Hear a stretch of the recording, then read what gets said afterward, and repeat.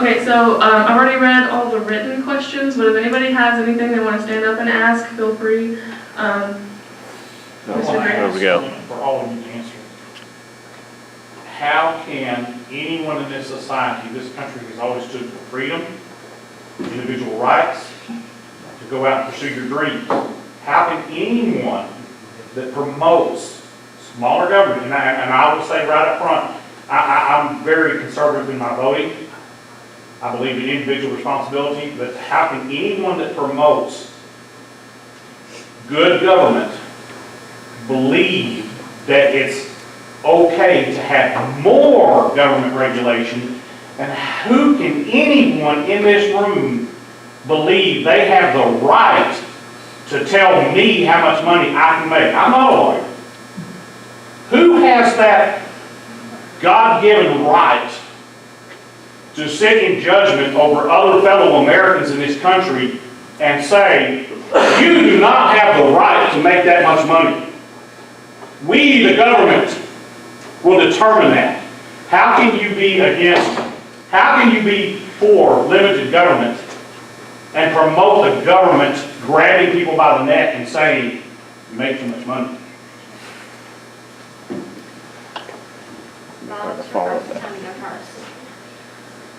We're going to all answer that.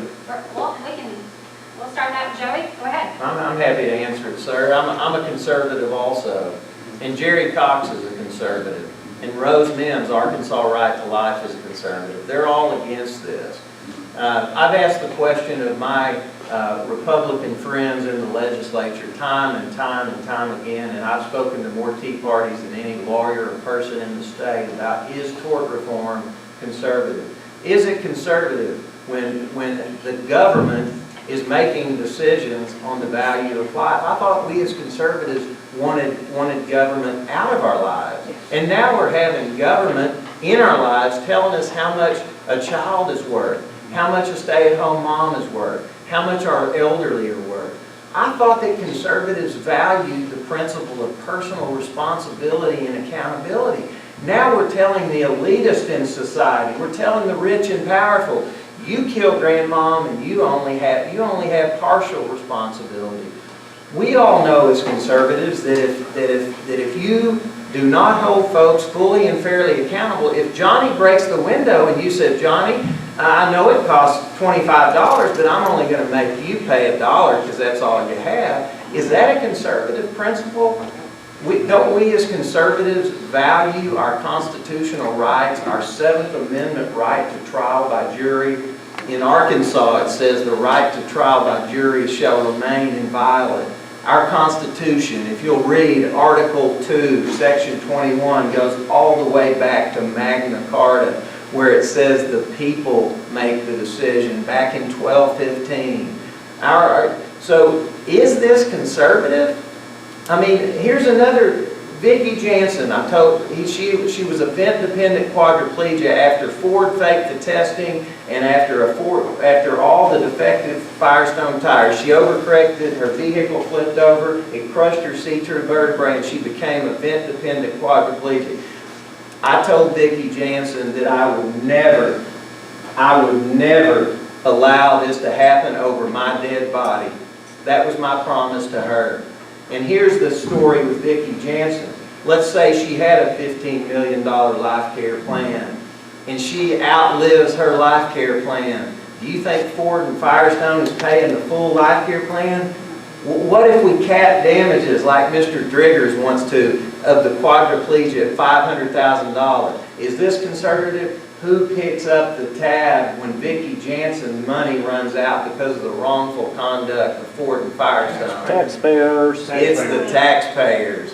And for conservative Republicans, corporations to argue this is hypocrisy. This is actions speak louder than words. And that's what's, unfortunately, that's what's happened here, is the taxpayers will pick up the tab. Yes, sir. I have seen some, the ones that the legislators are actually for tort reform. And I've looked at their pocketbooks, the campaign war chest. I've seen where those donations came from.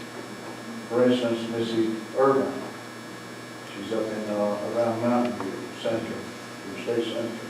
She received $40,000 from a health care group for a campaign. We have other people that here have been caught with bribery from Rusty Cranford.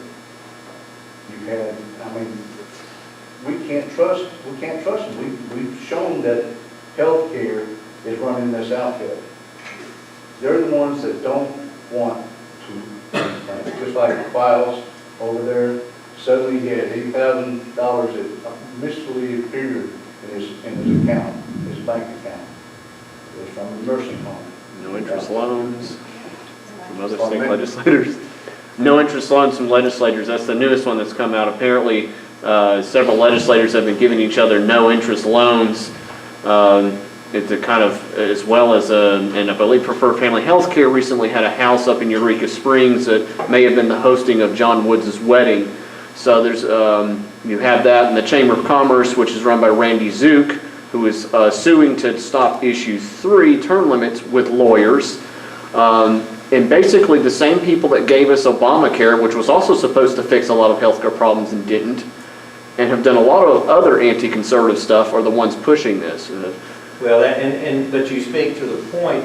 The point is, if you let legislators write the rules, somebody asks who's writing the rules, it's special interest. It's the same people that are giving the huge sums of money.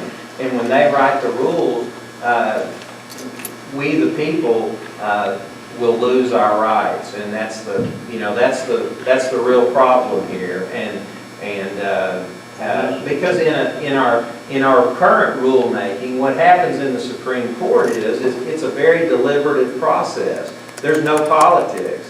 Both sides get to speak to, do we want this rule of evidence? Do we want that rule of evidence? And it sometimes takes years. And then the public gets to comment on that. What will happen if the rules are made by the legislature, they'll be changed, just like they did on issue 1, and again, against our rights. Since we're going to run out of time, and go ahead. What I was going to do